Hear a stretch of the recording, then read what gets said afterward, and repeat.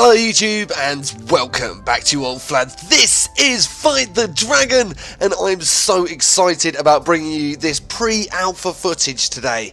I was contacted by the guys at Sprockets. They're the people behind the Cube Men series as well, what I had on my channel about 6 months ago. An incredible little RTS tower defense type game.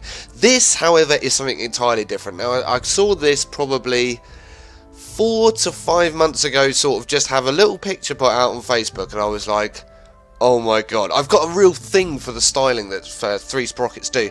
And another thing that you can sort of associate with them is polish. Their stuff is always very, very clean and very, very good. Now, because this is in pre-alpha, you're going to have to sort of take it for what it is. It's in no way indicative of the final product. So this is just an idea about basic mechanics, a bit of the loot, the level up system, the mobs, and we'll dive into a few things as we go. But nonetheless, let's crack into the game. We're going to go for the level Greendale, and we're gonna see how we get on with this, because this is gonna be awesome. I hope you guys, those of you that are into things like Diablo and those sort of dungeon crawlers, are gonna love this. So as you can see, this is my little hero down here. He'll even wave at us. Hi there. And this is like the inventory system. Now everything's very smooth, very easy. You pick up various bits of loot, you swap them in and out, you drop them as you want. As you can see, I've managed to pick up a legendary there. I'm up to level 19 already. I will show you the level up system a bit later, but I'm hoping we're gonna actually ding during this. So let's for now just get involved in the basic concept of how we're going to beat up the mobs. Now these are very basic mobs. Oh, there's a ding there straight away.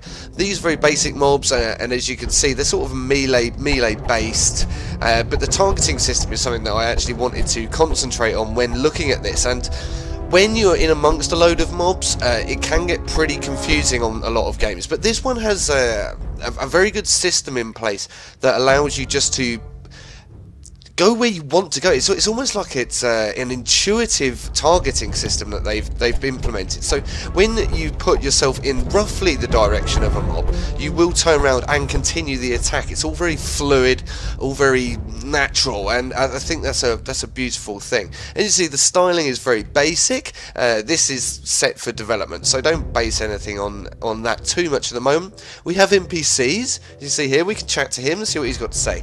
To unlock the next gate, you will need to climb and grab 2 barrels and place them on the pressure plates in front of the gate. Now this is one of the things. Well, I'm going to show you in more detail here. We've also got, well, that's a troll there by the looks of it. So let's take him out using our magic. Now magic makes you invulnerable very quickly while you're actually delivering the spell, and you have got to be a bit careful because that club will do it. There is a dodge system that it's implemented very well. Oh, didn't mean to press select then. I'm actually playing this on a Xbox controller at the moment.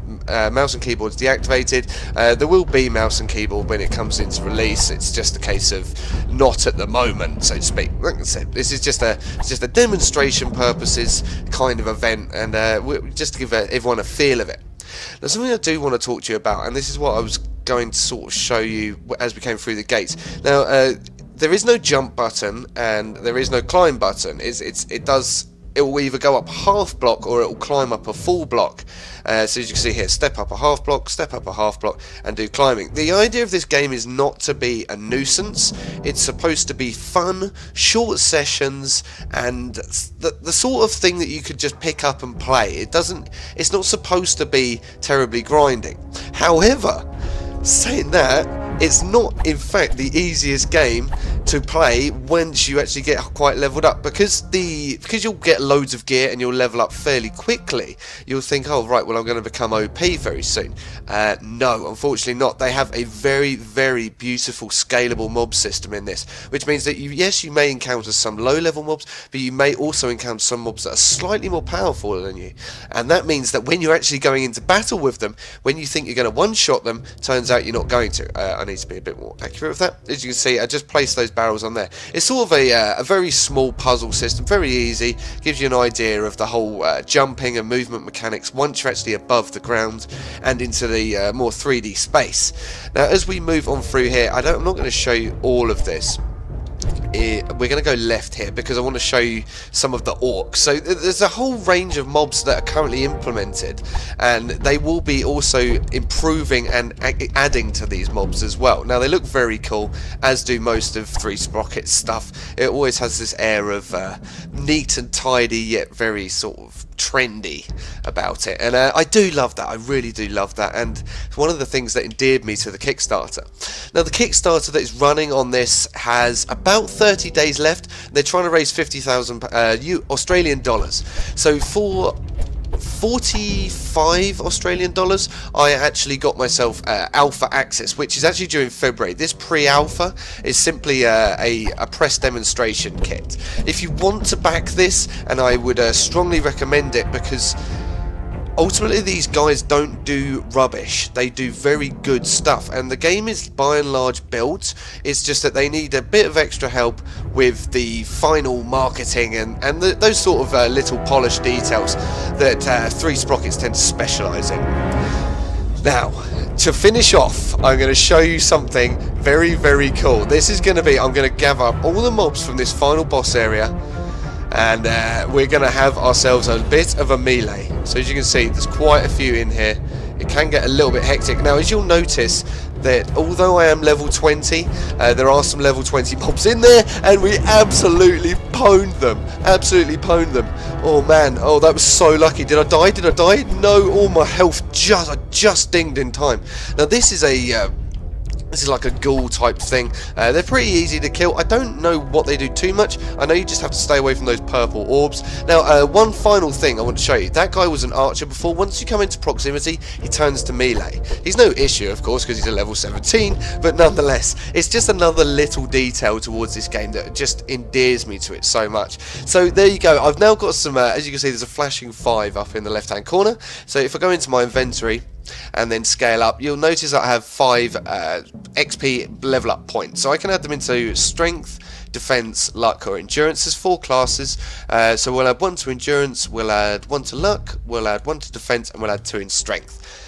These bonuses that you can see on the other side as well, they're also brought in by my weaponry. As you can see, this is legendary stuff, so it's got a lot of extra bonus.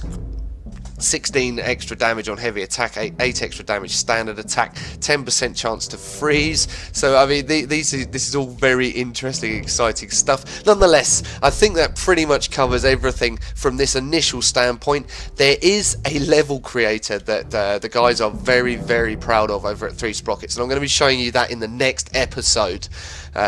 It's so cool. It's going to ship with it as well. It's not like they just give you a game and say, oh well, you can use this for short sessions. Nope, they want community interaction is so important to these guys, and it's something that I really appreciate from a developer. Anyway, thank you very much for watching. This has been pre-alpha footage of Fight the Dragon from Sprockets. Go and back the Kickstarter, and let's get this incredible game up and running and into the public domain. Thank you very much again. I've been Flads. Cheers and goodbye.